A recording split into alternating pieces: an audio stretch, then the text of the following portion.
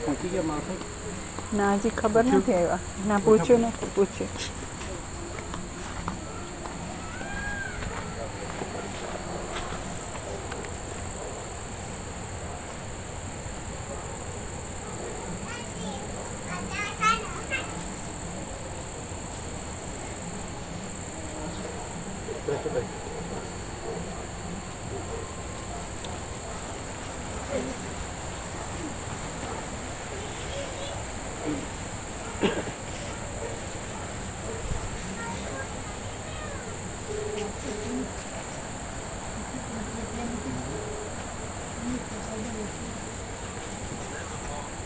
પહોંચી ગયા કેટલે પહોંચ્યા પેલા બધા નીકળી ના જાય હે એટલે ઉભા રહેશે ને ત્યાં એટલે ગમે એટલું થાય રોકાશે ને એટલે મણિપુરના આશ્રમમાં પહોંચી ગયા કે એને બીજું કામ છે બરાબર પણ ભરીને લાવી જ દેવાનું કાંઈ રહી ના જાય ફરીવાર જવું ન પડે ઓમ ઓમ ઓમ હાઈવે એક્સપ્રેસ હાઈવે પેલા ડબ્બોઈ જવાનું અને ઉતારવું એટલે જૂના ભાગ આવી જશે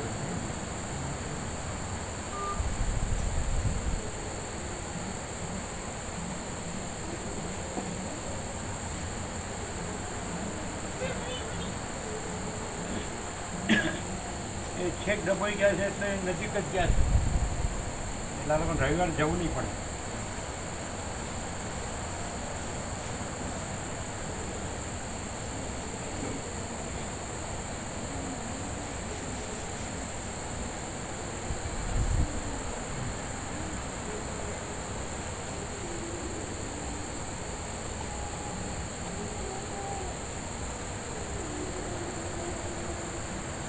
બધું ફિટ કર્યું છે બરાબર પૂછ્યું છે આપણે હા પૂછ્યું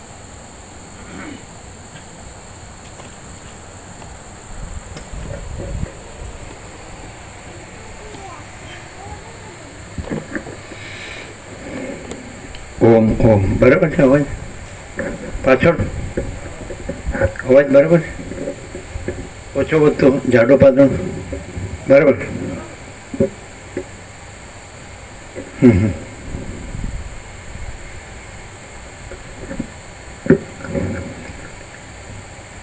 परम चिदाकाश परम ज्योति अखंड ज्योति अनंत पूर्ण परम चिदाकाश परम शांति स्वयं सिद्ध स्वयं प्रकाश स्वयं पूर्ण स्वस्वरूप यही सब कुछ है इसके सिवा कुछ नहीं है शून्यभास अनंत कोटि महाकल्पो है ही नहीं सद्ग्रंथों में शिरोमणि श्री योगवासित महारामायण काले मंगलाचरण कर्યું 38મો રાઉન્ડ 37મો પરમ દિવસે સાંજે પૂર્ણ થયો આજ 38મો કાલે મંગલાચરણ કર્યું અને સચ્ચિદાનંદ પરમાત્માને પ્રણામ કરીને યોગવાસિતમાં મંગલાચરણ છે એટલે આજે બીજો દિવસ છે એટલે હવે અંદર વાલ્મીકી ભરદ્વાજ સમાજ છે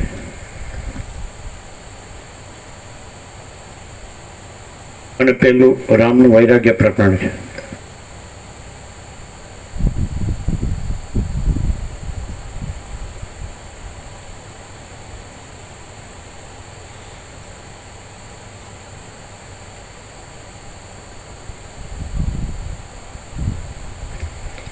आद्य परब्रह्म सद्गुरु देव की जय। ओम श्री परमात्मने नमः। श्री योग वासिष्ठ महारामायण वैराग्य प्रकरण पेज नंबर 9 सर्ग त्रीजो दृश्य बाधनो उपाय वासना भेदનું લક્ષણ તથા રામની તીર્થયાત્રા પેજ નંબર 9 ડાબી બાજુ થોડું વચ્ચે। હે નિષ્પાપ, જેમ આકાશનો નીલવર્ણ પ્રત્યક્ષ દેખાતા છતાં પૂર્ણ વિચારથી જોતા નથી જ એમ અનુભવમાં આવે છે, તેમ આ જગતરૂપ ભ્રમ પ્રત્યક્ષ દેખાતા છતાં પણ આ ગ્રંથના વિચારથી નથી જ એમ અનુભવમાં આવે છે।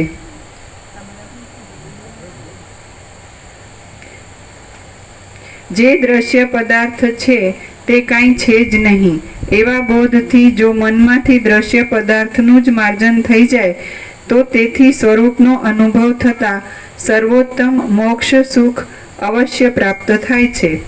બાકી અનાદિકાળના અજ્ઞાનથી ઘેરાયેલા અને અહીં બહિર્મુખ શાસ્ત્રોરૂપી ખાડાઓમાં લોટ્યા કરતા તમને લોકોને આ ગ્રંથના અભ્યાસ વિના હજારો કલ્પો વીતતા પણ મોક્ષ સુખ મળવાનું નથી। હે બ્રહ્મન, વાસનાઓનો સમૂળગો ત્યાગ એ જ ઉત્તમ મોક્ષ કહેવાય છે અને તે ચિત્તશુદ્ધિ થયા પછી શ્રવણ મનનાદિક નિર્મળ ક્રમથી પ્રાપ્ત થાય છે। હે બ્રહ્મન, જેમ ઠંડી ઓછી થતાં હિમનો કણ તુરત પીગળી જાય છે, તેમ વાસના ક્ષીણ થતાં વાસનાઓના સમૂહરૂપ મન પણ તરત જ પીગળી જાય છે। જેમ અંદર પરોવેલો ઝીણો દોરો મોતીઓના સમૂહને ધરી રાખે છે, તેમ વાસના જ આ ભૂતના સમુદાયથી બનેલા દેહને ધરી રાખે છે। એક શુદ્ધ તેમ શેનાથી બનેલા? તેમ વાસના જ આ ભૂતના સમુદાયથી બને ભૂતના સમુદાયથી પંચભૂત ભૂતના સમુદાયથી બનેલા દેહને ધરી રાખે છે। એક શુદ્ધ અને બીજી મલિન એમ બે પ્રકારની વાસના છે। જેથી જન્મ આપે છે તે વાસનાને મલિન જાણવી અને જેથી જન્મનો નાશ થાય છે તે વાસનાને શુદ્ધ જાણવી। પ્રબળ અહંકાર રૂપી માળીથી પોષાતી અને અજ્ઞાનરૂપ ખેતરમાં કૌંસમાં વિષયોના અનુસંધાનને કારણે ઘાટી તથા અત્યંત દ્રઢ જામતી મલિન વાસનાને પંડિતોએ પુનર્જન્મ આપનારી કહી છે। જે શુદ્ધ વાસના કહી છે તે તત્વબોધમાં ઉપયોગી છે, ભૂંજેલા બીજની જેમ અંકુર રહિત છે, પુનર્જન્મ આપતી નથી અને તાત્કાલિક દેહને જ ધારણ કરે છે। પુનર્જન્મ ટાળનારી શુદ્ધ વાસના જીવન મુક્ત પ્રાણીઓના શરીરમાં ચાકડાના ભ્રમણ પેઠે રહે છે। કૌંસમાં જેમ કુંભારનો ચાકડો હાથથી ફેરવવાનું છોડી દીધા છતાં પણ વેગના સંસ્કારથી થોડીવાર સુધી ફર્યા કરે છે, તેમ જીવન મુક્તનો દેહ ફર્યા કરે છે। કૌંસ પૂરો। જેમની વાસના શુદ્ધ હોય તેઓ ફરીવાર જન્મરૂપી અનર્થના પાત્ર થતા નથી। તેઓ પરમ તત્વને પામેલા જીવન મુક્ત અને મહાન બુદ્ધિમાન કહેવાય છે।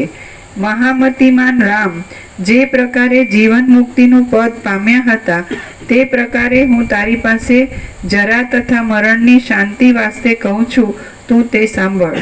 હે મહાબુદ્ધિમાન ભરદ્વાજ, આ રામનો શુભ અનુક્રમ હું એવી રીતે કહીશ કે જેથી તું સર્વદા સઘળું સમજી શકીશ। કમળનયન રામ કૌંસમાં વિદ્યાભ્યાસ પૂરો થતા કમળનયન રામ વિદ્યાશાળામાંથી નીકળીને ઘેર આવ્યા અને ત્યાં નિર્ભયપણે અનેક પ્રકારના વિનોદોથી દિવસો કાઢવા લાગ્યા।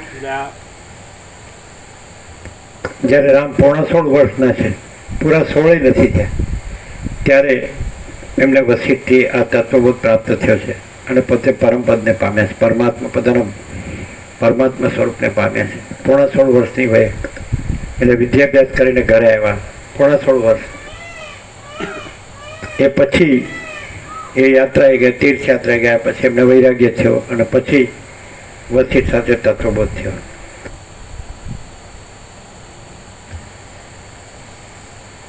કમળનયન રામ વિદ્યાશાળામાંથી નીકળીને ઘેર આવ્યા અને ત્યાં નિર્ભયપણે અનેક પ્રકારના વિનોદોથી દિવસો કાઢવા લાગ્યા। આ સમયે દશરથ રાજા પૃથ્વીનું પાલન કરતા હતા અને સઘળી પ્રજાઓ શોક રહિત તથા સંતાપ રહિત હતી. એવામાં કોઈ એક દિવસે ગુણશાળી રામને મનમાં અનેક તીર્થો અને પવિત્ર આશ્રમો જોવાની અત્યંત ઉત્કંઠા થઈ. તે વિચાર કરીને પિતાની પાસે આવ્યા અને હંસ જેમ નવીન અને કેસરવાળા 2 કમળોનું ગ્રહણ કરે તેમ તેમણે પિતાના સુંદર અને નખોરૂપી કેસરાવાળા 2 ચરણ કમળનું ગ્રહણ કરી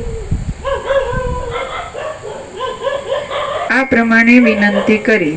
શ્રી રામ બોલ્યા, હે પિતા, હે સ્વામી, મારા મનમાં તીર્થો, દેવ મંદિરો, વનો અને ક્ષેત્રો જોવા માટે ઉત્કંઠા થઈ છે.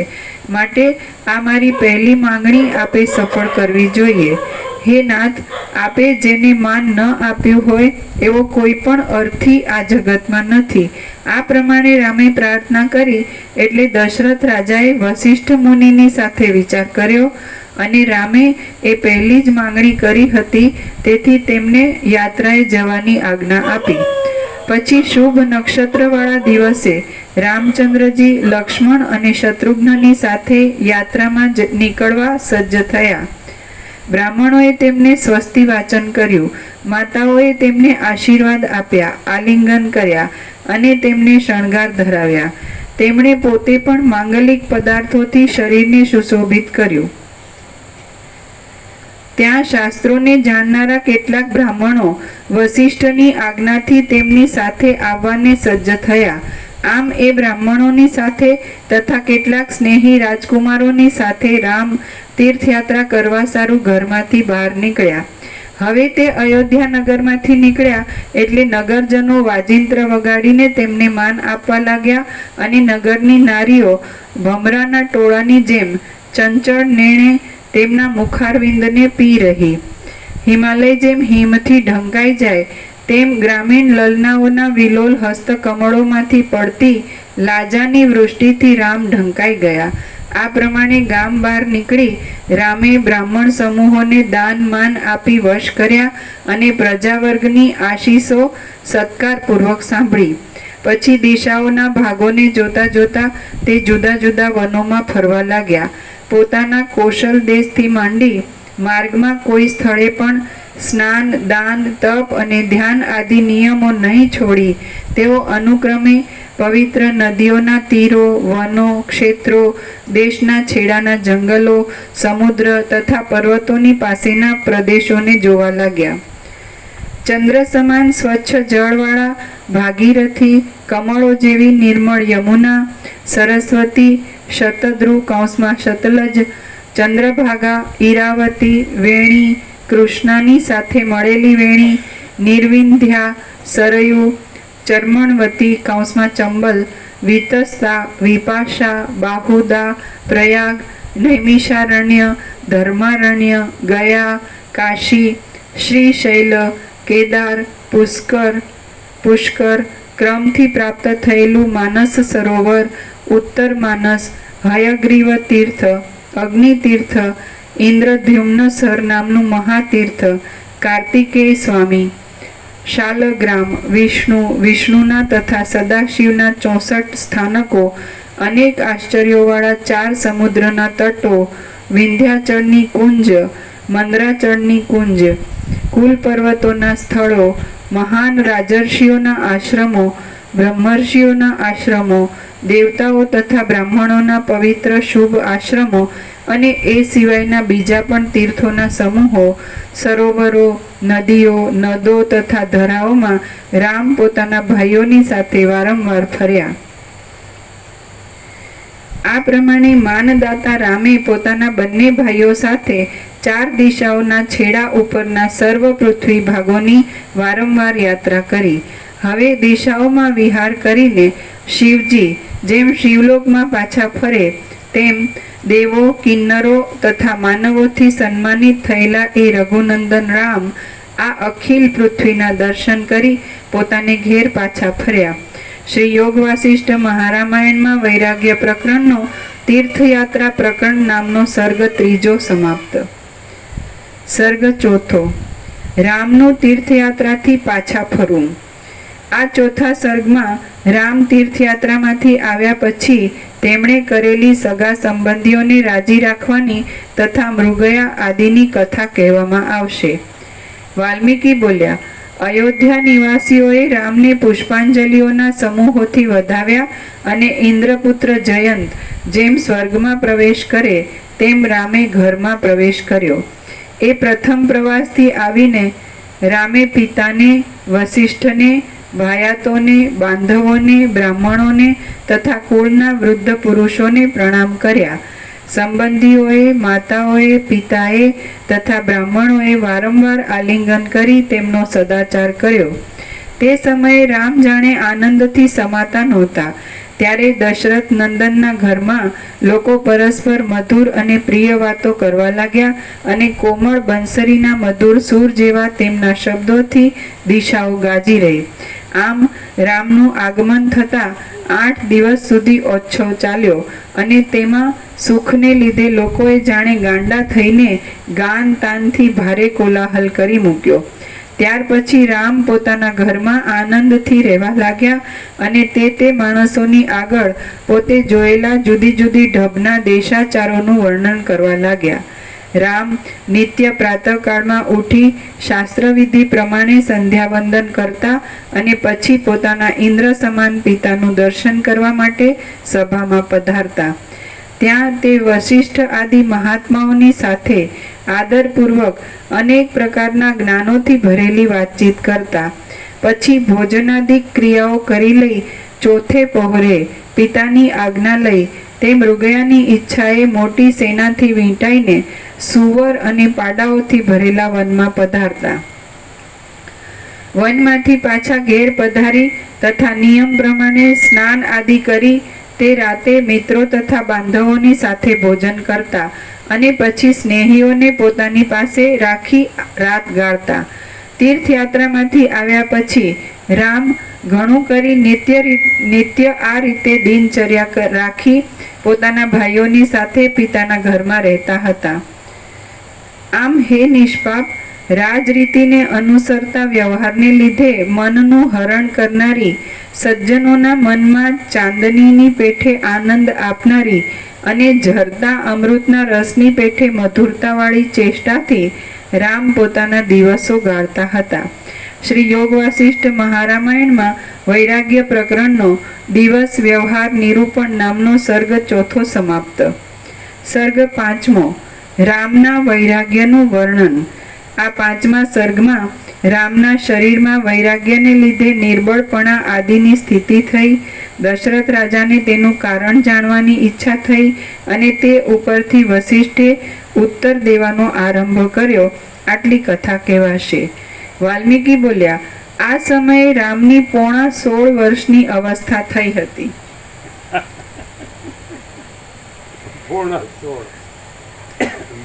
વાલ્મીકી બોલ્યા, આ સમયે એના ટકાને તો 90 થાય તો વૈરાગ્ય થતો નથી.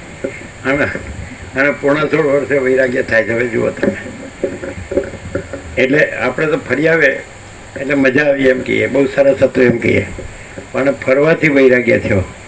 ખેડૂ આમાં કાંઈ નથી. આપણે જઈએ તો શું થાય? ખૂબ સરસ હતું, તમે નથી ગયા એટલે પેલો જાય, પછી બધા દોડાવે, પછી જાય તો અંદર તો ખબર પડી જાય કે જી હીરો કહો કે જે એવો ડેલે હાથ દઈ આવ્યો. એટલે ખાલી ભગવાનનું જ છે. અને એટલે પૃથ્વી પર આપણે આ બધું વિચારીએ છીએ, જોઈએ છીએ, જાણીએ છીએ, આપણે ખબર છે કે આમાં કાંઈ નથી, પણ એક એમનામાં આપણે બોલીએ છીએ, ના સરસ છે, સરસ છે, શું સરસ છે, સરસ છે બોલી એવું કહેવા. તમે તીર્થમાં જે કેવું હતું, અરે ભૂખ્યા તરસ્યા બેસી રહી એવું હતું, તો બેસી રહ્યું હતું ને પાછા હું કમાયા.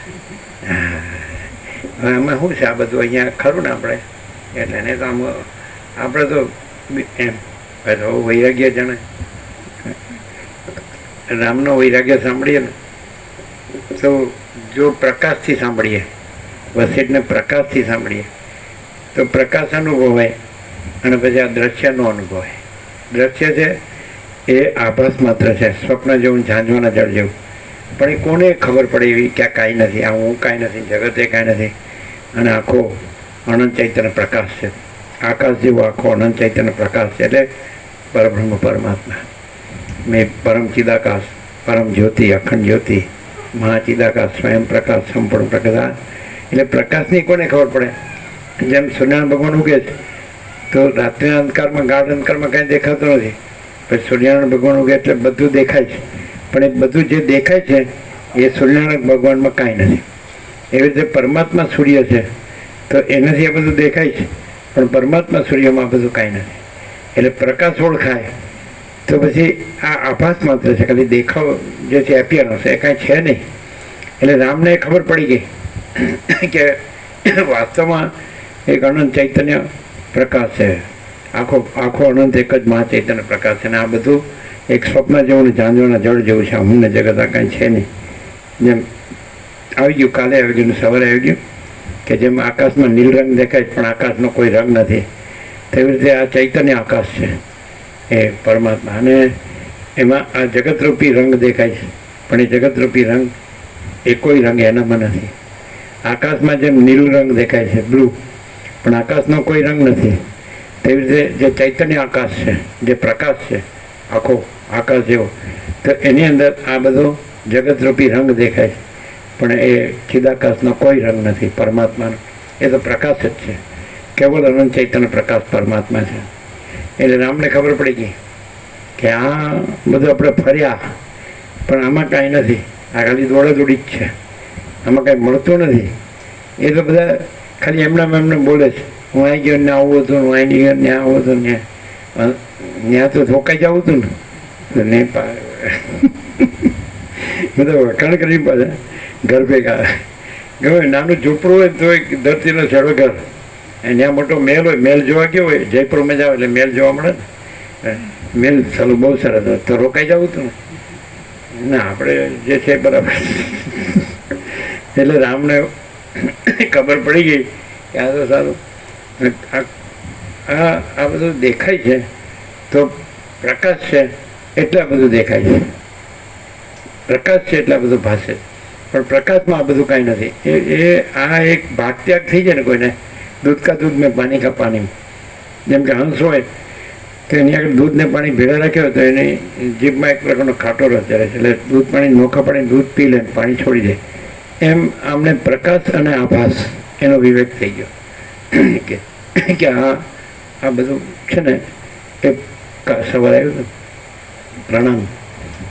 અખંડ પ્રકાશરૂપ પરમાત્મા ભૂમિમાં, સ્વર્ગમાં, આકાશમાં, દેહની અંદર બહાર એ બધા પ્રકાશી રહ્યા છે, એને હું પ્રણામ કરું છું. આવા નમસ્કાર બી વાલ્મીકીએ કર્યા મંગલાચરણમાં કે અખંડ પ્રકાશરૂપ પરમાત્મા સ્વર્ગમાં, ભૂમિમાં, આકાશમાં, દેહની અંદર બહાર સર્વત્ર સદા પ્રકાશી રહ્યા છે, તેને હું પ્રણામ કરું છું. એમ કરીને પછી એમને તત્વબોધ સરોવર આવી ગયો. આપણે સવારે આવ્યું હતું, કાલે આવ્યું હતું ને, એટલે વાલ્મીકી ભરદ્વાજને કીધું અને પછી સરોવર.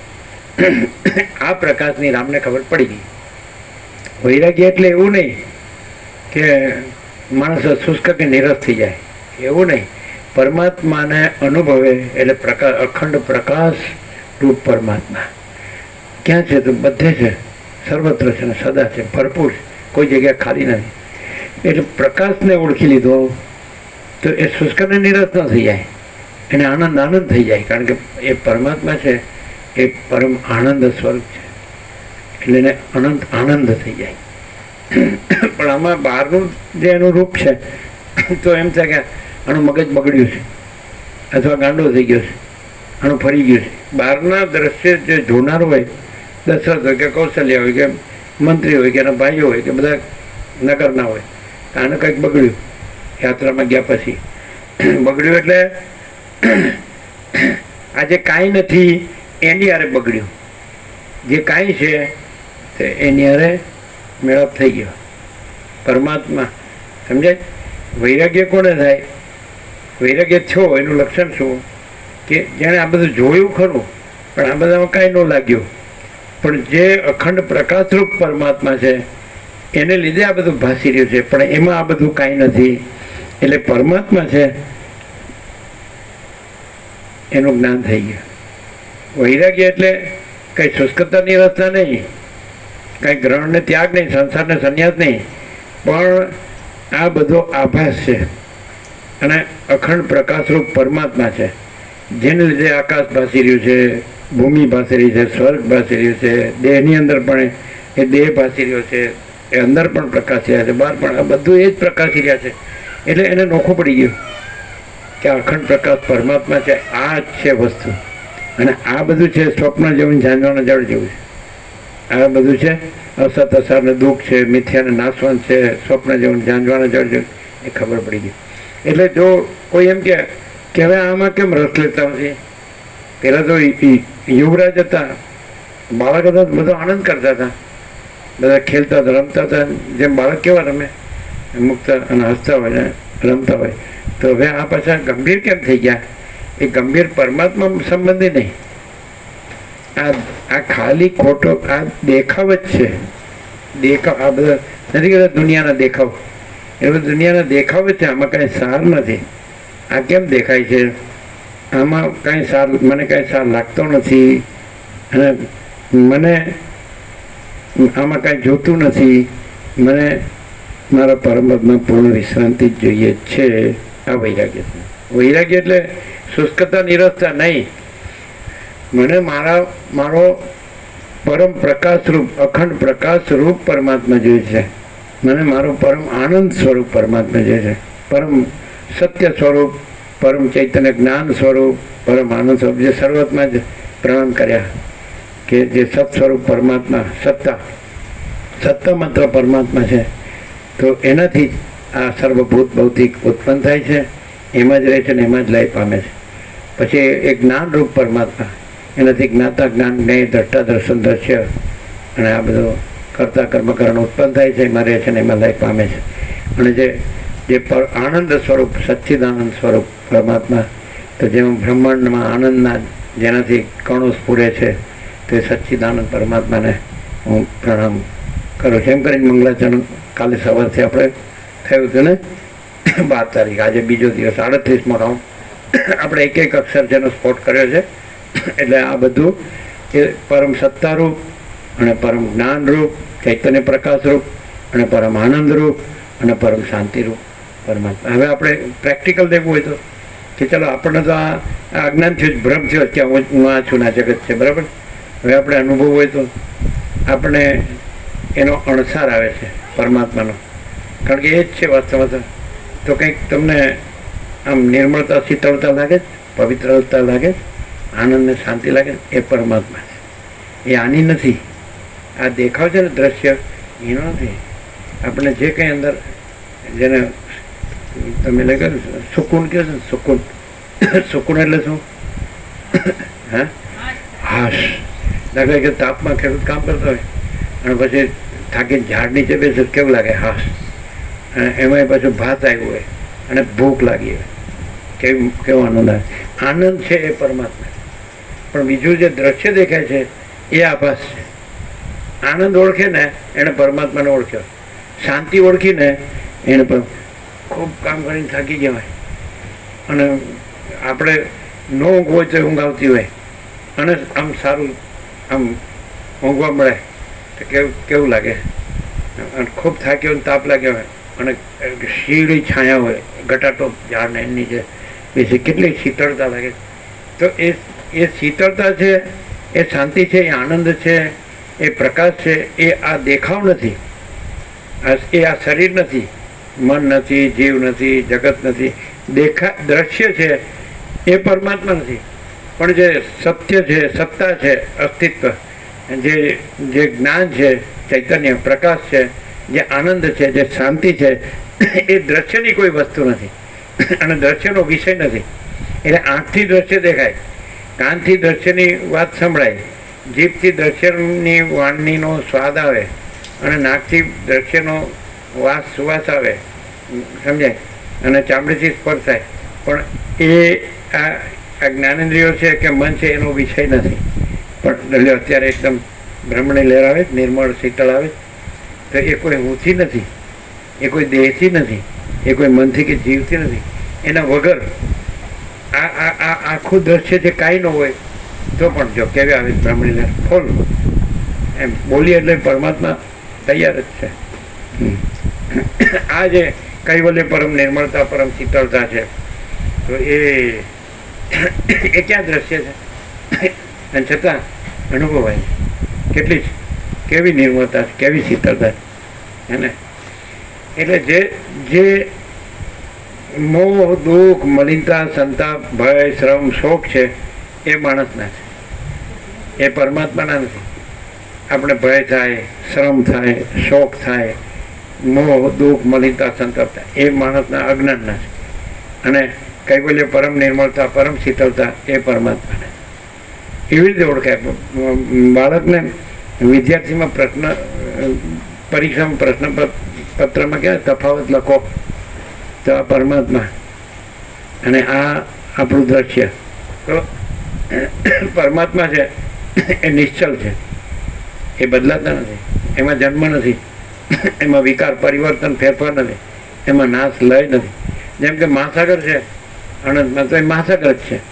પછી એમાં ચક્રી તરંગ ભીણ પરપોટાયો એ દેખાવ છે, આભાસ. એ બધું આપણે થાય કે આ બધું ઇલ્લોલ કલ્લોલ છે, લીલા લહેર છે અને ઉથલ પાથલ છે, ઉત્પત્તિ સ્થિતિ લય નામનો અનેક છે, પણ એ કાંઈ નથી. એ તો મહાસાગરનો મહાસાગર જ છે, નિરંજન નિરાકાર નિર્વિકાર. એવો પરમાત્મા એ અનંત ચૈતન્ય પ્રકાશ મહાસાગર છે. એમાં એ અનંત પ્રકાશ છે, અનંત આનંદ છે, અનંત શાંતિ છે. તમને આ જગ્યામાં વસિષ્ઠને પ્રકાશથી સાંભળતા જે કંઈ આપણે પ્રકાશ એટલે જ્ઞાન ચૈતન્ય જ્ઞાન અનુભવ અને આનંદ ને શાંતિ છે એ પરમાત્મા સમજે. પણ પછી જે આમાં નાશવંત છે તો એ દ્રશ્ય છે અને એ અજ્ઞાનને લીધે દેખાય છે. જો પૂર્ણ જ્ઞાન થાય તો એ પરમાત્મા જ રહ્યા છે અને પછી દ્રશ્યની ભ્રાંતિ ન રહ્યા. હું દ્રશ્યમાં આવે જેના જન્મ હોય અને મૃત્યુ હોય તો એ મિથ્યા છે. અને જે પરમાત્મા છે અજર અમર છે તો અજર અમરનું પૂર્ણ જ્ઞાન થાય પછી જન્મ મરણ ન રહે. એ શરૂઆતમાં આવ્યું કે જેને જીવન મુક્ત હોય તત્વતા હોય તો એને પછી ફરી પુનર્જન્મ થતો નથી. એ બસ એ તો અવિનાશી નિત્ય. એટલે દેહના જન્મ છે, પરમાત્મામાં જન્મ નથી. એટલે જ્યાં સુધી અજ્ઞાન હોય કે હું દેહ છું તો બધું દ્વંદ્વો લાગુ પડી જાય એમ. પણ જેવું પરમાત્માનું પૂર્ણ જ્ઞાન થાય પછી કે દેહ નથી, દેહ હું નથી, આ દ્રશ્ય નથી અને એ અખંડ સચ્ચિદાનંદ પરમાત્મા છે એટલે પૂર્ણ થઈ જાય. આ નો રહે તત્વતા જીવન મુક્ત આ નો હોય, દેહ નો હોય, એ પરમાત્મા હોય. અને ત્યાં દેહ ઊંચો અહંકાર ન હોય એટલે ત્યાં પરમાત્મા સ્વયં પ્રકાશે. એનો પરમ આનંદ પરમ પ્રકાશ એટલે પરમ ચૈતન્ય પ્રકાશ આનંદ અને શાંતિ પરમ આનંદ પરમ શાંતિ ત્યાંથી પ્રકાશ. એટલે કોઈ જીવ છે એને પરમાત્મા છે ક્રિયાથી પ્રાપ્ત ન થાય, જ્ઞાનથી પ્રાપ્ત થાય. કારણ કે પરમાત્મા પોતે જ્ઞાન સ્વરૂપ છે, સત્ય સ્વરૂપ છે, જ્ઞાન સ્વરૂપ છે, આનંદ સ્વરૂપ છે, શાંતિ સ્વરૂપ. તો પછી મરી ગયા પછી એમ કે એની પાછળના કે પરમાત્મા એ સદગત આત્માને શાંતિમાં રાખે. પણ જીવતો શાંત ન રહ્યો મરી ગયા પછી એનો શેની શાંતિ મળે? જીવતો શાંત રહે તો ખરી શાંતિ. મર્યા પછી તો એ જે વાસના લઈને ગયો હોય ને એ વાસના લઈને પાછો આવે, સમજે છે? એટલે તો એવું એક કથા કરે એવું કહેતો એમ કે કોઈ ત્યાં બાળક જન્મ્યો હોય ને એટલે બધી આજુબાજુ જોવાળી બધી માતાઓ બધી આવીને કે હા કે આ તો એના દાદા જેવું લાગે છે. એટલે પણ દાદા જેવું નહીં, દાદો જ આવ્યો છે. કારણ કે પેલું વાસના રહી ગઈ હોય ને એટલે પાછો સાંભળવા આવી જ જાય. એટલે મોક્ષ થઈ ગયો એટલે મેં પરમાત્મા રૂપ થઈ ગયો, જ્ઞાન થઈ ગયો કે આ તો જ્ઞાન, આ તો અનંત ચૈતન્ય પ્રકાશ છે અને એ તો પરમ આનંદ છે, પરમ શાંતિ છે. અને એમાં આ બધું દ્રશ્ય આ બધું ઉત્પન્ન થયું ને જેમ તરંગો ઉત્પન્ન થાય ને લય પામે ને એવું કંઈ થતું નથી. મહાસાગર તો મહાસાગર જ છે. એ તો આભાસ છે કે આ જળ હાલે ડૂલે છે ને આ તરંગનો આકાર દેખાય છે ને ઉત્પન્ન થાય છે ને ચાલે છે ને લય. આ કાંઈ નથી થતું. આ જગત એ કાંઈ નથી અને કેવળ અખંડ જ્યોતિ સ્વરૂપ પરમાત્મા છે, અખંડ સચ્ચિદાનંદ પરમાત્મા છે. એટલે જ્ઞાન જ્ઞાન પરમાત્મા છે. હવે એમ કહો કે અત્યારે તો આપણને અજ્ઞાન છે, જેના ભ્રમ છે કે હું આ છું, આ જગત છે, તો આપણે કેવી રીતે પરમાત્માને ઓળખવા? આવી રીતે ઓળખવા કે કૃષ્ણ કે ગીતામાં કે સર્વના હૃદયમાં એ પરબ્રહ્મ જ્ઞાન રૂપે રહેલું છે. તો જે જ્ઞાન છે ને એ જ પરબ્રહ્મ છે, પરમ ચિદાકાશ છે, પરમ જ્યોતિ, અખંડ જ્યોતિ. પણ એની સાથે પછી જે દેખાય છે ને એ કાંઈ નહીં જોડવાનું. તો કેવળ એ મોક્ષ છે, મુક્તિ, અને એ પરમ પદ છે ને પૂર્ણ વિશ્રાંતિ. પછી જન્મ મરણ નથી. એ છે કોના છે? તો જે તરંગ છે એ ઉત્પન્ન થાય છે અને લય પામે છે. મહાસાગર ઉત્પન્ન થતો નથી, લય પામતો નથી. સમજે? તો દેહ છે અથવા કોઈ પણ પદાર્થ છે એ ઉત્પન્ન થાય છે ને લય પામે છે. સમજાય? પણ અનંત ચૈતન્ય પ્રકાશ છે જે, તો એ તો એમાં જન્મ વિકાર નાશ નથી. તો એ જ્ઞાન છે. જ્ઞાનનો જન્મ નથી અને એનો નાશ નથી, પણ જે ભાષે છે દ્રશ્ય, એને કાઢજો, કાઢો.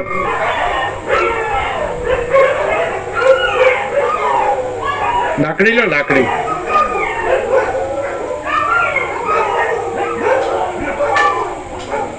આ માણસો પાસેથી શીખ્યા છે. હા, કે અમે એટલા થોડું કરીએ.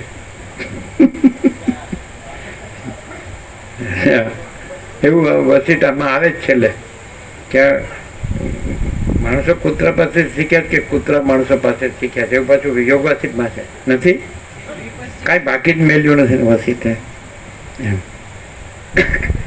આવું ચોખ્ખું બોલે ને રામને કે આ કૂતરા માણસો પાસે જ શીખ્યા કે માણસો કૂતરા પાસે જ શીખ્યા. એવું અંદર છે કે નહીં? કાંઈ બાકી જ નહીં. એટલે કે માણસ જો પરમાત્માને અનુભવે, ઓળખી લે કે આ પ્રકાશ છે અને આ આભાસ છે, જે દૂધ ને પાણી નોખા, દૂધ પી લે ને પાણી પડ્યો રહે, એમ પરમાત્માના અનુભવમાં રહે ને એટલે એ અનંત પ્રકાશ, અનંત આનંદ, અનંત શાંતિ. પછી એને આ કાંઈ ન હોય, આ કાંઈ જોવે જ નહીં. આ દેખાય ને પ્રકાશ, જેમ કે આપણને સ્વપ્ન દેખાય, આપણે જે જાગતા હોય એને તો ખબર હોય કે આ સ્વપ્ન, આ જે દેખાણું એ કાંઈ નથી. તો એમ પરમાત્મા જ્યાં હોય તેના દેખાતું હોય પણ આ કાંઈ ન હોય, સ્વપ્ન જેવું, ઝાંઝવાના જળ જેવું. એટલે આનું કાંઈ એને હરખ શોખ ન હોય, સુખ દુઃખ ન હોય, હું મારું, રાગદ્વેષ, ભેદભાવ કાંઈ નહીં. સ્વપ્નમાં બધું હોય પણ એ કાંઈ નથી હોતું. તો આ સ્વપ્ન છે, આ એ કાંઈ નથી, પણ કાંઈ નથી એટલે પરમાત્મા છે. તો એ પછી તો શું બાકી રહે? અનંત પ્રકાશ, અનંત આનંદ, અનંત શાંતિ. અને આ જેને થયું તો એ કેવી રીતે ઓળખાય? એ સામાન્ય માણસ જેવું લાગે. અને બીજા પરમાત્મા બોલતા હોય અને પરમાત્મા બોલતો જ ન હોય તો કેવી રીતે ખબર પડે કે આને પામી ગયા છે અને એ જ રહ્યા છે? અને એમાં હું ને જગતને આ કોઈ આ જન્મ મરણ ને સુખ દુઃખ ને હું મારું રાગ દેશ આ કાંઈ છે જ નહીં. તો એ પરમાત્મા ન બોલે તો એ રહ્યા હોય. એના એ પરમાત્મા જ અનુભવ છે, એ જ જ્ઞાન છે, એ જ ચૈતન્ય છે, તેજ છે, જ્યોતિ છે, પ્રકાશ છે, આનંદ છે, શાંતિ છે, all and soul, all in all, પૂર્ણ, અનંત છે, અખંડ છે, અભેદ છે. તો એ રહેવું હોય અનુભવી, અતિન્દ્રિય ચૈતન્યની અતિન્દ્રિય અનુભવ. તો એ કેવી રીતે ખબર પડે? ભલે પરમાત્માનો બોલતા સામાન્ય માણસ જેવું લાગતા અને બીજો બહુ પરમાત્માને ડંફાસ મારતો હોય શબ્દોથી, તો બે કેવી રીતે ઓળખાય કે એક રહ્યા છે અને એક રહ્યો નથી? એક નથી બોલતા તોય રહ્યા છે અને એક રહ્યો નથી એ બોલે છે. તો બે કેવી રીતે ઓળખાય? જે પરમાત્મા રહ્યા છે અને દેખાય છે સામાન્ય માણસ જેવા, પણ છે પરમાત્મા, તો એમાંથી અનંત પ્રકાશ, અનંત આનંદ, અનંત શાંતિ, જેમ છે, જેવા છે એવા, અખંડ, નિશ્ચલ, એવા ને એવા જ હોય. અને બોલે નહીં તો પણ એમની પાસે કોઈ પણ જાય કે અનુસંધાન થાય તો એ પણ આ ભ્રાંતિ નથી અને આખા અનંત ચૈતન્ય પ્રકાશ પરમાત્મા છે એવી શાંતિ પામે. અને જે બોલતો જ હોય, રહ્યો ન હોય, પરમાત્મા રહ્યો ન હોય પણ બોલતો હોય, તો એ ભલે બધા શબ્દો આ જ બોલે, પરમાત્માના જ બોલે, પણ એ પોતે આ હું છું, આ જગત છે એને સાચું માનતો હોય, જગતમાં જ વર્તતો હોય અને ઊંધો ચાલતો હોય, પરમાત્માથી ઊંધો ચાલતો હોય અને બોલતો હોય પરમાત્માના શબ્દો. એને શાંતિ ન હોય, એનામાં ચંચળતા, ભ્રાંતિ હોય, કુટિલતા હોય અને કદાચ એ માને કે હું કંઈક છું, તો જગતમાં બધાને ડગલે ને પગલે ખબર પડે કે આ કાગડો મોરના પીછા પહેરી ફરે છે.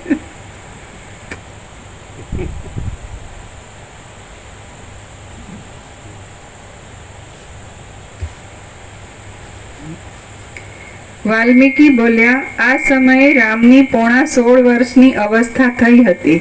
શત્રુઘ્ન તથા લક્ષ્મણ પણ રામને અનુસરીને ચાલતા હતા. ભરત ઘણું કરી સર્વદા મોસાળમાં જ રહીને વિનોદ કરતા હતા. ત્યારે રઘુકુળના અગ્રણી મહાવિદ્વાન દશરથ રાજા યોગ્ય રીતે અખિલ પૃથ્વીનું પાલન કરતા હતા અને મંત્રીઓની સાથે નિત્ય પુત્રોના સગપણ સંબંધી વિચાર કર્યા કરતા હતા.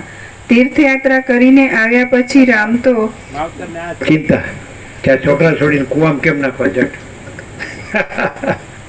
એમ પછી કે છોડી સાપનો ભારો પાછા એમ કે પણ પેલો છોકરો અજગરનો ભારો એ ખબર નથી.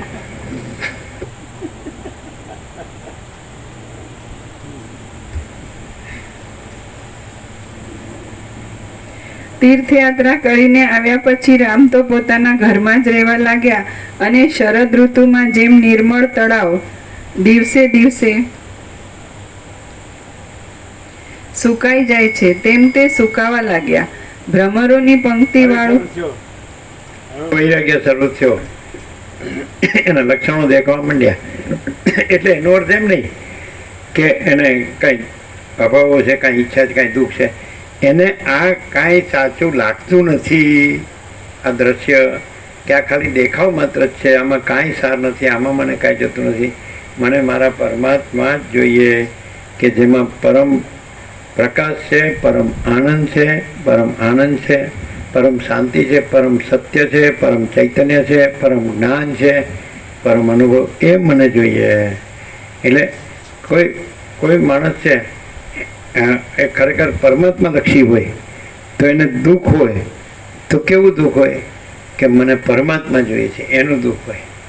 અને અજ્ઞાન લક્ષી હોય, માયા લક્ષી, તો એને દુઃખ હોય તો મને આ નથી મળતું, મને આ નથી મળતું. બેના જ્ઞાનના લક્ષણ હોય તો મને પરમાત્મા જોઈએ છે, એટલે આ કાંઈ મને લાગતું નથી, કાંઈ જોતું નથી. એટલે દુઃખ નથી, સમજાય કે નહીં? જોવે તો બે જ્ઞાની અજ્ઞાની બે સરખા લાગે. જેને પરમાત્મા જોઈએ છે તો એમ લાગે કે આ કેમ ગંભીર છે, અને કાંઈ દુઃખ હશે, પરમાત્મા જ જોઈએ છે, આમાં કાંઈ નથી લાગતું. અને પેલાને દુઃખ આમ લાગે કે ગંભીર હોય અજ્ઞાની, તો એને આમાં નથી મળતું. પેલાને પરમાત્મા જોઈએ છે અને આ નથી મળતું. એટલે જ્ઞાની અજ્ઞાની લાગે હરખા, પણ એવું ન હોય. એટલે રામ હવે ગંભીર થયા કે આ હારું કાંઈ છે નહીં સારું, અને દેખાય જ કેમ? અને ખરેખર તો પ્રકાશ છે, એટલે આખો પ્રકાશ જ રહેવો જોઈએ. અને આ જેમ કે આપણે ચૈતન્ય આત્મા હોય અને સ્વપ્ન દેખાય તો સ્વપ્ન ન રહેવું જોઈએ, ન દેખાવું જોઈએ, અને આખો ચૈતન્ય આત્મા જ રહેવો જોઈએ. એ તો રહેલો જ છે, એને કાંઈ લાવવાનું મેળવવાનો નથી, કાંઈ કરવાનું નથી. પણ એ રહેલો છે એમાં આ કાંઈ નથી, એ કેમ દેખાય? સ્વપ્ન જેવું ને ચાંદવાના જળ જેવું, બસ એના પૂરતો જ વૈરાગ્ય છે. પણ પછી વસેટી કીધું તને પૂર્ણ જ્ઞાન થશે તો પછી પૂર્ણ પ્રકાશ જ રહેશે. પછી તને આ સ્વપ્ન જેવું ઝાંઝવાના જળ જેવા હું જગત આ દ્રશ્ય નહીં દેખાય. આ જ્ઞાન છે, બહુ પરમ જ્ઞાન છે, જબરજસ્ત. આપણો 38મો રાઉન્ડ છે, અખંડ એમાં રહ્યા છીએ તો પરમાત્મા સિવાય બીજો અનુભવાય જ નહીં, અને હું ને જગત અનુભવાય જ નહીં. પણ એ પૂર્ણ જ્ઞાન થાય ત્યારે જ એ સ્થિતિ થાય, અને એ સ્થિતિ થાય તો અનંત પ્રકાશ, અનંત આનંદ, અનંત શાંતિ રહી જ છે, આવતી નથી, રહ્યા જ છે. પરમાત્મા રહ્યા. પણ એ આ પછી આજે આપણે સ્વપ્ન જેવું ઝાંઝવાના જળ જેવું દેખાતું હતું, બધું એ ન દેખાય. આવ્યું હતું. તમે જે લોકોએ ફ્લાઇટમાં એરોપ્લેનમાં મુસાફરી કરી અને નીચે જોયું હશે તો બધું ઝીણું ઝીણું દેખાય અને આકાશ અનંત દેખાય. તેવી રીતે અનંત ચૈતન્ય પ્રકાશ પરમાત્માનો અનુભવ થાય ત્યાર પછી ધીરે ધીરે કાંઈ દેખાય જ નહીં, સમજાય? નીચે હોય ત્યારે બધું મોટું મોટું દેખાય, અને ફ્લાઇટમાં હોય કંઈ પછી મારી પાસે જોયો તો ખબર પડે હારવા તો કાંઈ છે જ નહીં. તો નાનું દે જોયું છે કે નહીં? એટલે એવું છે. ઘણી વખત ઊંચી ટેકરી પર મંદિર હોય તો બધા ઉપર ચડે, પછી નીચે જોવે તો બધું ઝીણું ઝીણું દેખાય.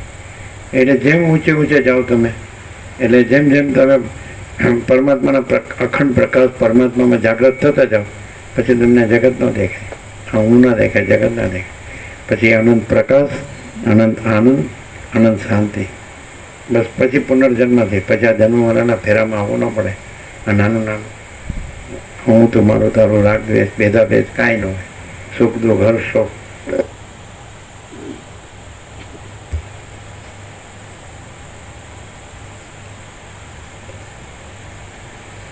તીર્થયાત્રા કરીને આવ્યા પછી રામ તો પોતાના ઘરમાં જ રહેવા લાગ્યા અને શરદ ઋતુમાં જેમ નિર્મળ તળાવ દિવસે દિવસે સુકાઈ જાય છે તેમ તે સુકાવા લાગ્યા. આમાં કદાચ આ લોકો આજે જશે આનંદ પ્રભુ, સમજાય? અને મણિપ્રભુ હાજર નહીં હોય તો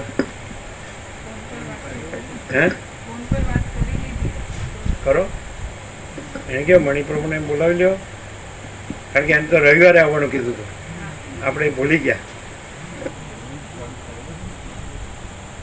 કારણ કે એ અહીંયા હોય અમદાવાદમાં, એટલે પહોંચી જશે.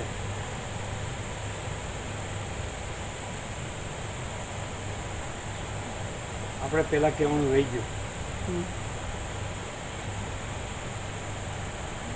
અને જતા જતા 3.5 કલાક થાય. કોને કહ્યું? ઓમ ઓમ ઓમ. મણિપ્રભુ તો રવિવારે આવવાનું કીધું તો આજે તમે પહોંચી જાઓ ને કદાચ અમદાવાદમાં હોય તો બરાબર. Very good. વાત થઈ ગઈ ને, એટલે પહોંચી જશો ને? બરાબર, ક્યાં જ ઓમ ઓમ ઓમ. કારણ કે એ રવિવારે બોલ્યા હતા. બરાબર, વાત થઈ ગઈ.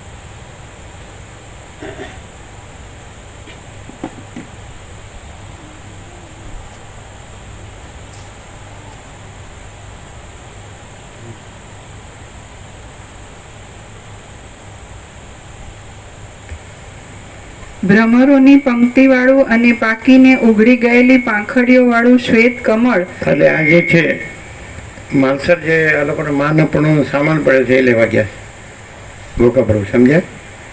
માલસર મણિપ્રભુના આશ્રમમાં આપણા માનપણું સામાન છે એ લેવા ગયા.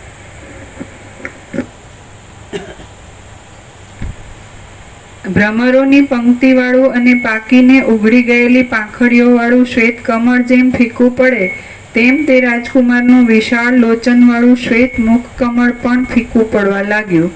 રામ ચિંતામાં પરવશ થઈ રહ્યા અને પદ્માસનવાળી ગાલ ઉપર હાથ મૂકી બેસી રહેવા લાગ્યા. તે સઘળા કામો મૂકીને જાણે મૂંગા જેવા બનવા લાગ્યા. આમ રામ ચિંતાએ કરીને શરીરે લેવાઈ ગયા હતા. વૈરાગ્ય 16.5 વર્ષની વય, સમજાય? આ 90 વર્ષનું થાય તો નથી થતું એમ. એને ચિંતા હોય, હોય ચોથી પેઢીના છોકરા છોડીને ચિંતા હોય. એને એવું ન હોય કે આ જે અનંત ચૈતન્ય પ્રકાશ, કેવળ અનંત ચૈતન્ય પ્રકાશ પરમાત્મા છે ને આ બધું કાંઈ નથી, તો પછી એ જ જોઈએ છે, આ કાંઈ જોતું નથી, એવું ન હોય. પણ આને કેમ આમ થાય છે, આને આમ થવું જોઈએ, આને આમ થવું જોઈએ, આને આમ થવું જોઈએ, સમજાય જ ને? આમ જો આ સાંભળીએ તો જ ખબર પડે. એટલે એમ લાગે આને હું થયું કે તમે કાંઈ નહીં, તમને ખબર ન પડે એમ કરી પછી ધીમે ધીમે મોઢામાં આંગળી નાખો નીકળે બધું. કેમ ખબર નથી પડતી? આમ થવું જોઈએ, આ જોઈએ છે, આ જોઈએ છે. આને કાંઈ જોતું નથી, રામને કાંઈ જોતું નથી. એમના વૈરાગ્ય. જેને પરમાત્મા જોઈએ છે એને માયા કાંઈ જ જોતી નથી, અને જેને પરમાત્મા માયા જ જોઈએ છે બધી, એને પરમાત્મા જોતા નથી. એટલે એ ઓળખાય બે, એ ખબર પડે. પાછી કયા લક્ષણથી ખબર પડે કે આને પરમાત્મા જ જોઈએ છે અને આ દેખાય છે, આ દ્રશ્ય, આ માયા જગત, આ કાંઈ જોતું નથી. તે કેવી રીતે ખબર પડે? બે હરખા જ લાગે, બે હરખા જ લાગે. પહેલાંને કંઈક થયું છે અને પહેલાંને કંઈક થયું છે, તો પછી કેવી રીતે ઓળખશો કે આને પરમાત્મા જોશે અને આને માયા જોવે છે? બેને વૈરાગ્ય થયો હોય. હા, પરમાત્મા જ જોતા હોય ને એનો તેજ એવું જ હોય. એ સુકાઈ ગયા કે લેવાઈ ગયા એવું જે દ્રશ્ય દ્રષ્ટિવાળાને દેખાતું હોય, પણ અંદર એવું ન હોય. અને એ એપિયરન્સમાં જેને કંઈક જોતું હોય, માયામાં કંઈક જોતું હોય, એની દોટ અને મીટ બધી નાશવંત વસ્તુઓમાં હોય અને એને રેસ્ટલેસનેસ, એનામાં શાંતિ ન હોય, ચંચળતા ભ્રાંતિ જ હોય. અને જેને પરમાત્મા જ જોઈએ છે એ સ્થિરતાથી પરમાત્માની ચાહત વાળા હોય. એટલે એના અમે એવું નહીં કહીએ, જેને પરમાત્મા જ જોતા હોય એનામાં પરમાત્મા જ સાચા છે એવું પૂર્ણ જ્ઞાન હોય, પાક્કું. અને જેને માયા જોતી હોય એનામાં પરમાત્માનું જરાય જ્ઞાન ન હોય. અને જેને પરમાત્મા જોતા હોય, સાચા જોતા હોય, તો એને માયાનું કોઈ દુઃખ ન હોય. આ નથી, મારે ના જોવે છે, આનો અભાવ છે, આની ઈચ્છા છે, એવું ન હોય. અને આજ્ઞાન હોય તેને પરમાત્માનું જ્ઞાન ન હોય ને એની શાંતિ ન હોય, પણ આ માયાનું જે એને વિષય જોતો હોય, વસ્તુ પદાર્થ, તો એનો અભાવ હોય, એની ઈચ્છા હોય કે મને આમ મળ્યું ને આ ન મળ્યું, ઓછું મળ્યું ને, સમજાય? એનો અભાવોની ઈચ્છા હોય. આનામાં માયાનો કોઈ અભાવની ઈચ્છા ન હોય. એને ખબર હોય કે પરમાત્મા જ પૂર્ણ છે અને માયા શૂન્ય છે. એટલે એ પાકો વિવેક હોય, એને જ્ઞાન હોય પરમાત્માનું, અને એને માયા કાંઈ નથી એવું હોય. અને અજ્ઞાનીને પરમાત્મા કાંઈ ન હોય અને માયા જ બધું હોય.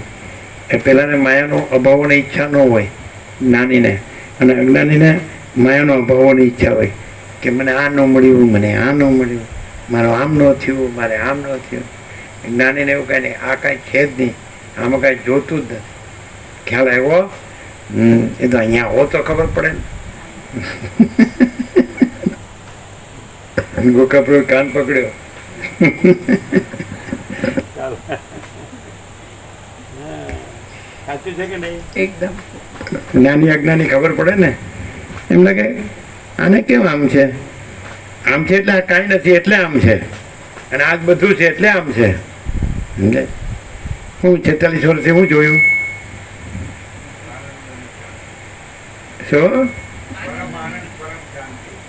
આ તો રહ્યો ને, ખબર પડે કેમ પરમાનંદ ને પરમ. બીકી આપણે શું કહેવાય, અમથી તિથિ આવે એટલે લાડુ બનાવવાના. પરમાનંદ, પરમ શાંતિ, એ જ્ઞાન, એ પરમાત્મા, મરી ગયા એ.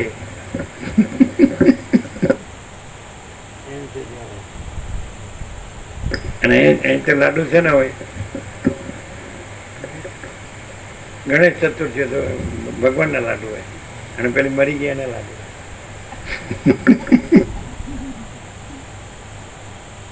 પછી કંઈક આજે લાડુ બનાવો એટલે કેમ, આપણે પેલા આ બાજારો હોત ચાલે જ ને, એટલે સાત પગ, એટલે ખીરને પોળી છાપરા ઉપર વાહ નાખે નહીં, કાગડાને લેખા આખા આખા. એટલે એને ખબર છે કે આપણા વડવા કાગડા રૂપે આવ્યા છે. એટલે જીવતા હોય ત્યારે સેવા ન કરે, અને મરી ગયા પછી કાગડાને વાહ નાખે. હા મારા બેટા, જ્ઞાન તો જોબ જબરું. આવું કરો જ બધા, કરે જ કે નહીં કરે? એને ખબર છે પાછા વડવા છે ને કાગડા જેવા હતા, એટલે કાગડા થઈને આવ્યા. માણસ જેવો હતો જ માણસ થઈને આવ્યો. અને પછી જીવતા હોય ત્યારે ખીર પોળી ન આપે. ડોહો અહીંથી જાણ કથામાં એને પેલા કે જમવાનું થઈ ગયું. ઓહો, પણ થશે એટલે બોલાવીશું.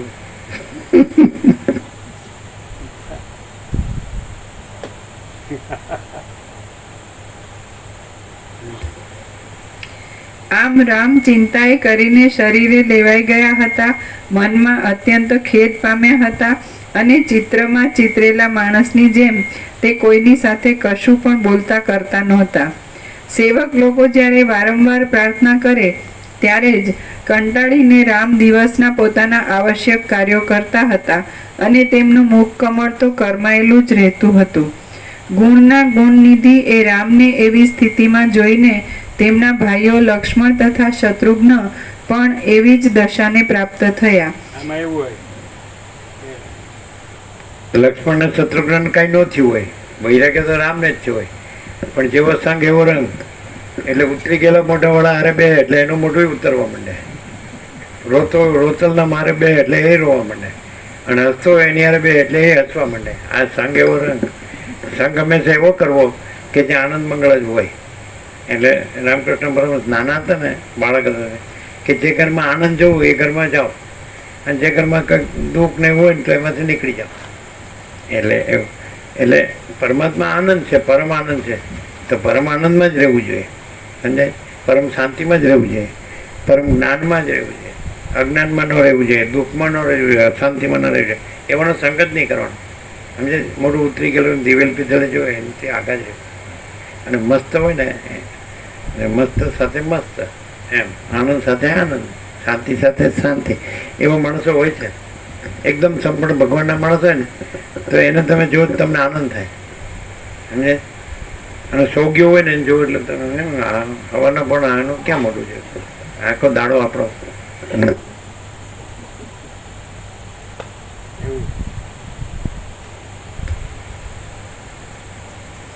એ પ્રમાણે એ પુત્રોને મૂંઝાતા અને દુબળા પડતા જોઈને દશરથ રાજા તથા તેમની રાણીઓ સૌ ચિંતાથી વિવશ થઈ ગયા. સ્નેહભર્યા શબ્દોમાં રાજાએ રામને વારંવાર પૂછ્યું, ઓ દીકરા, તને એવી તે શી ભારે ચિંતા આવી પડી છે? પણ રામે તેનો કશો જ ઉત્તર આપ્યો નહીં. પિતાના ખોળામાં બેઠેલા એ રામે આટલું જ કહ્યું, હે પિતાજી. એમ કે મને પરમાત્મા જોઈએ છે. દશરથ તો કે આપણે બધો અઢળક રાજ્ય ભોગો લક્ષ્મી છે ને મજા કર ને.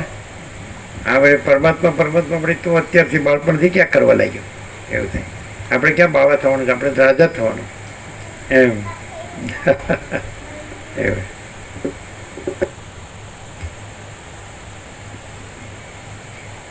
પણ રામે તેને કશો જ ઉત્તર આપ્યો નહીં. પિતાના ખોળામાં બેઠેલા એ રામે આટલું જ કહ્યું, હે પિતાજી, મને કાંઈ જ દુઃખ નથી.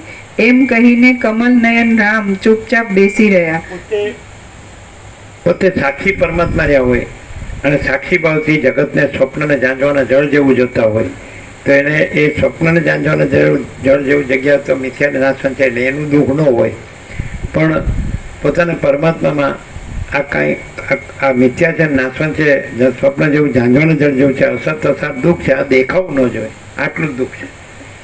પોતે જ પરમાત્મા છે એટલે એમાં તો પરમ આનંદ છે ને પરમ શાંતિ, એમાં દુઃખ નથી. પણ આ કાંઈ નથી એવું કામ દેખાય છે એનું દુઃખ છે. સમજાય કે નહીં? એવું ક્લિયર થાય? આ વસ્તુ સામાન્ય સાંસારિક લૌકિક માયિક રાજકારણીમાં રચ્યો પચ્યો રહે તો એને ખબર ન પડે આ વિવેકની.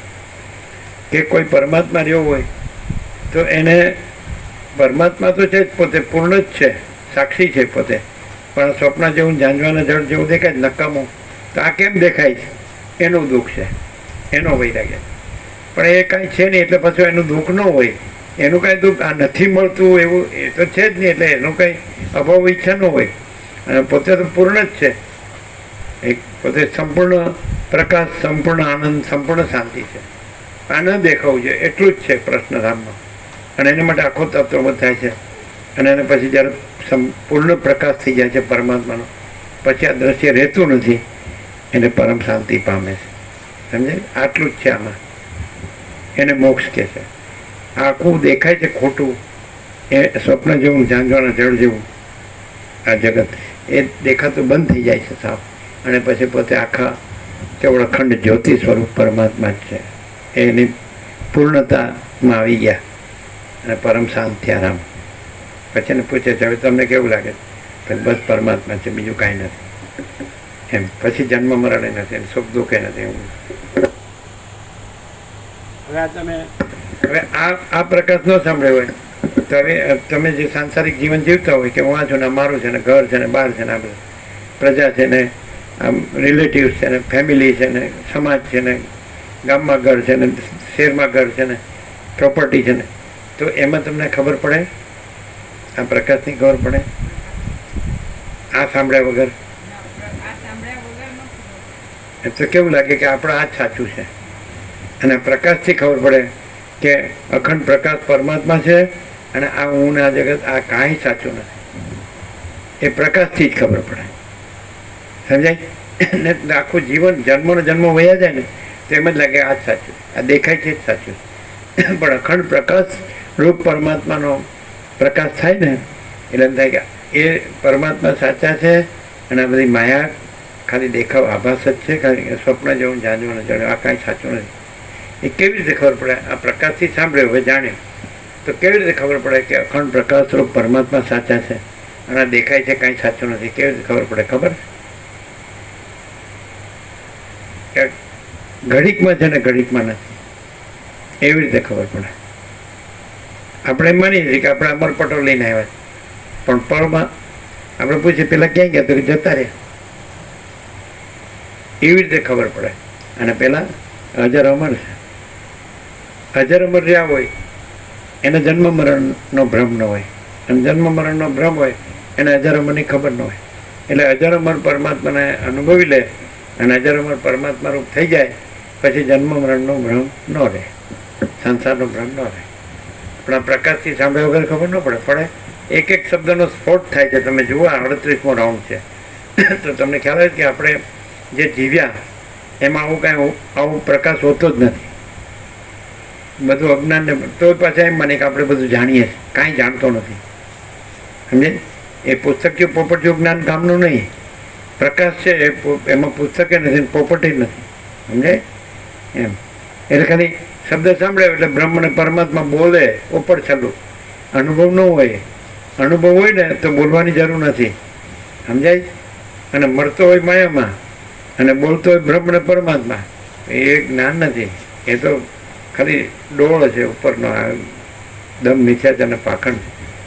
એની કરતાં ન બોલવું સારું, પણ એની કરતાં સીધો રહે તો સારું. સરળ સીધો સાધો માણસ હોય, પોતાનું કામ કરતો હોય, રોટલા ખાઈ જતો સૂઈ જતો હોય તો કોઈ નડતો ન હોય તો એ સારું. આ તો મારો બેટો બ્રહ્મને પરમાત્મા બોલી લોકોને છેતરતો હોય, ઠગતો હોય, સમજે? પ્રપંચી હોય, સ્વાર્થી એટલે દંભી હોય, એ સારું નહીં. એ પોતે શાંતિ ન પામે ને બીજાને શાંતિ ન લેવા દે, આવા નકામા હોય. અને અમુક એવા હોય કે પોતે શાંતિથી જીવે અને બીજાને શાંતિ પમાડે, એ માણસ કહેવાય. આપણે પરમાત્માના બ્રહ્મ બોલવાની જરૂર નથી, પણ આત્માની સાચી શાંતિ મુખ્ય છે. અને એ શાંતિ જ પરમાત્મા છે. પરમાત્મા સિવાય શાંતિ નથી, પરમાત્મા સિવાય જ્ઞાન નથી, પરમાત્મા સિવાય આનંદ નથી, પરમાત્મા સિવાય સત્ય નથી. તો પરમાત્મા ઓળખી લીધા તો પછી એનામાં સત્ય અને જ્ઞાન, આનંદ ને શાંતિ જ હોય. એમાં પછી બીજાને પણ એને એ શાંતિ જ કરે, બીજાને પણ જ્ઞાન કરે, બીજાને પણ આનંદ કરે, શાંતિ કરે, સત્ય જ કરે, પ્રકાશ ચૈતન્ય બધા. એટલે જેવું અંદર હોય તેવું બહાર પ્રગટ થાય. સમજે? એટલે પેલા ઉપર છતું બોલતો હોય પણ અંદર તો બીજું બધું જ હોય, નકામું બધું, કચરો. એટલે એવાનો સંગ ન કરવો. વસીટ એમ કે અજ્ઞાનીનો સંગ નહીં કરવાનો. સંગ કરો તો વસીટનો સંગ કરો તો તમારે કોઈ દુઃખ જ નથી, કારણ કે એમાં પરમાત્મા સિવાય બીજું કાંઈ નથી. આ આપણો સંપૂર્ણ સ્વાનુભવ છે, કારણ કે 38મો રાઉન્ડ છે. એક એક અક્ષરમાં પરમ ચિદાકાશ, પરમ જ્યોતિ, અખંડ જ્યોતિ, મહાચિદાકાશ, સ્વયં પ્રકાશ, સંપૂર્ણ પ્રકાશ, પૂર્ણ બ્રહ્મ, અનંત તેજઘન, અનંત ચિદઘન, परमाकाश केवल अनंत शुद्ध तेज घन, परमाकाश अखिल आत्मा पूर्ण ब्रह्म परमात्मा, यही सब कुछ है, इसके सिवा कुछ नहीं। એટલે આપણે હંમેશા એમાં જ રહીએ. વસીતમાં રહેવું એટલે પરમાત્મામાં રહેવું, અને અજ્ઞાનીના સંગમાં રહેવું એટલે ખલાસ, દુઃખમાં, અશાંતિમાં. એમાં કાંઈ હોય જ નહીં. અજ્ઞાન એટલે કાંઈ ન હોય, કારણ કે પરમાત્મામાં અજ્ઞાન છે જ નહીં, અને સર્વ પરમાત્મા છે. આપણે 17માં જેમ કીધું કે આકાશ જેવો આખો અનંત ચૈતન્ય પ્રકાશ છે, અને આપણે વ્યાસ પૂર્ણિમા એમ કીધું કે સર્વ પરમાત્મા છે. અને અહીંયા તો આપણા 38મા રાઉન્ડમાં તો બસ સત ચૈતન્ય આનંદ પરમાત્માને પ્રણામ, નમસ્કાર. એટલે શું? રમણ કે અહંકારનો પરમાત્મામાં લાય. એટલે અહંકાર તરંગ હોય એમાં હું હોય કે હું આ તરંગ છું, તો એ તરંગ મહાસાગરનો છે, અને મહાસાગરમાં લઈ પામીને મહાસાગર રહે. એમ હું આ છું, વ્યક્તિ છું, અને પરમાત્માનું તરંગ છું, અનંત પરમાત્મા અનંત મહાસાગર છે, તો એનો છું, અને એમાં લઈ પામે ને પોતે ન રહે અને પોતે મહાસાગર રહે. ન રહે એટલે શૂન્ય નથી, પોતે અનંત પૂર્ણ મહાસાગર રહે, પરમાત્મા રહે. અને આ રહે તો કાંઈ ન રહે, કારણ કે તરંગ કાંઈ નથી, મહાસાગર સબ કુછ है, તરંગ કુછ નહીં. તો હું આ દેહ રહે તો કાંઈ ન રહે, કારણ કે દેહ કાંઈ નથી, નાશવંત છે, મિથ્યા છે, અસત છે, અસાર છે, દુઃખ છે, સ્વપ્ન જેવું, ઝાંઝવાના જળ જેવું.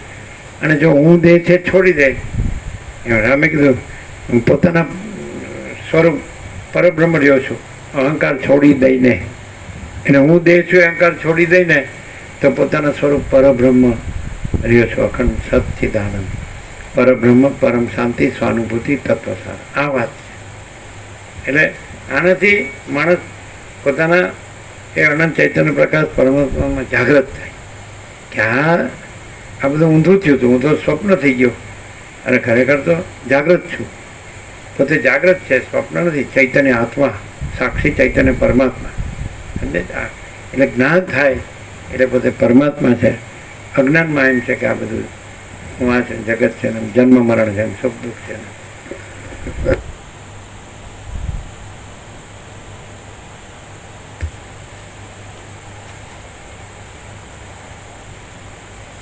પછી દશરથ રાજે સઘળા કાર્યોને જાણનારા અને વક્તાઓમાં ઉત્તમ એવા વશિષ્ઠ મુનિને પૂછ્યું કે રામ શા માટે મૂંઝાય છે. રાજાએ આ પ્રમાણે પૂછ્યું એટલે વશિષ્ઠ મુનિએ વિચાર્યો. રાજાઓ જ્ઞાની હતા, બધું જાણતા હતા, પણ જ્યારે એમને કોઈ પ્રશ્ન ઉઠે તો એમની સાથે એમના સદગુરુ હોય, એનાથી સમાધાન થાય. વશિષ્ઠ મુનિ છે એ પરમાત્મા રૂપ છે, એટલે એમાં પૂર્ણ જ્ઞાન હોય, પૂર્ણ પ્રકાશ હોય, પૂર્ણ ચૈતન્ય, પૂર્ણ બોધ, પૂર્ણ આનંદ, પૂર્ણ શાંતિ મળે એનાથી રાજ કરતા. પોતાના અહમથી રાજ નહીં કરતા, પણ સદગુરુ છે એના પ્રકાશથી એ ચાલતા. એટલે પછી એને સમાધાન થઈ જ જાય. એ વશિષ્ઠને પછી આનું શું થયું છે એમ.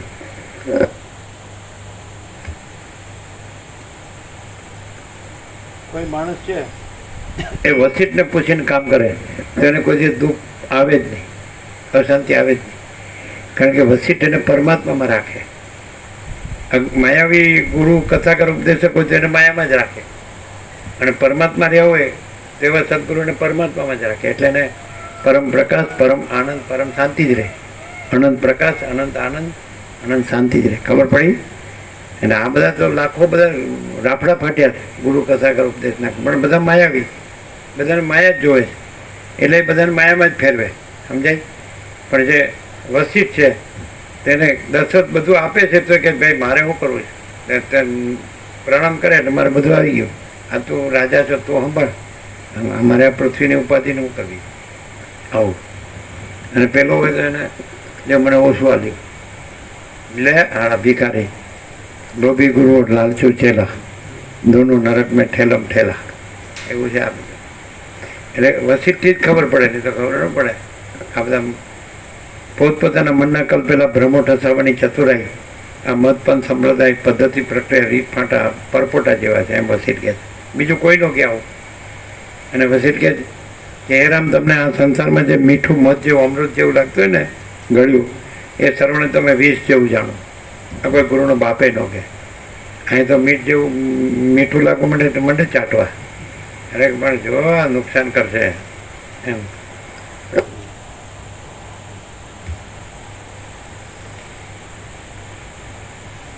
રાજાએ આ પ્રમાણે પૂછ્યું એટલે વશિષ્ઠ મુનિએ વિચાર કરીને ઉત્તર આપ્યો કે હે શ્રીમાન મહારાજ, તમે ખેદ કરશો નહીં.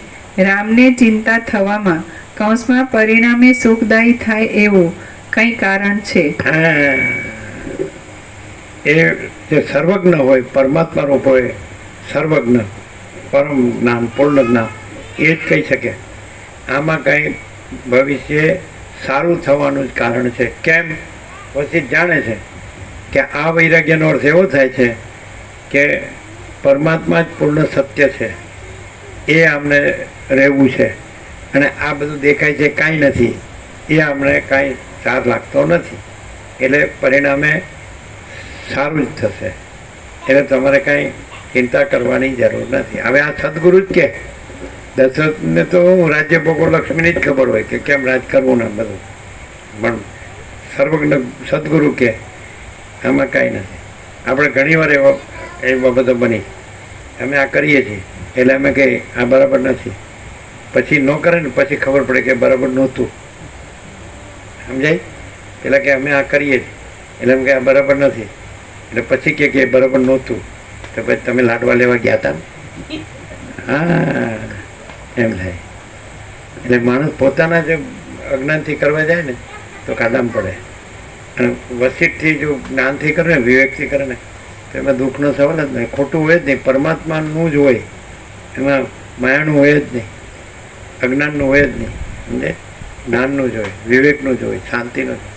પણ એ તો જેને સંપૂર્ણ વિશ્વાસ હોય ને, આજે અમે આ વસિત છે તો એમાં પરમાત્મા જ છે, તો અમે પરમાત્માથી જ રહ્યા છે. આ હુંથી નથી રહ્યા, જગતથી નથી રહ્યા. હુંથી જગતથી રહ્યો એટલે ગોથા ખાવ પછી, અને પરમાત્માથી રહ્યો એટલે પરમ શાંતિ. આ તો સંપૂર્ણ સ્વાનુભવ છે. એમાં હું નથી, જગત નથી, પરમાત્મા જ છે અને પરમ શાંતિ જ છે. 100% સત્તરાની નિસંશય, ડાયરેક્ટ, નો મીડિયા, 0-0, નો કોમ્પ્રોમાઇઝ, અલખ નિરંજન. શિવરમણ લેટ નથી થતા ને, મોડું થાય. આ તો ભજનમાં મોડી રાત સુધી બેઠેલા બધા.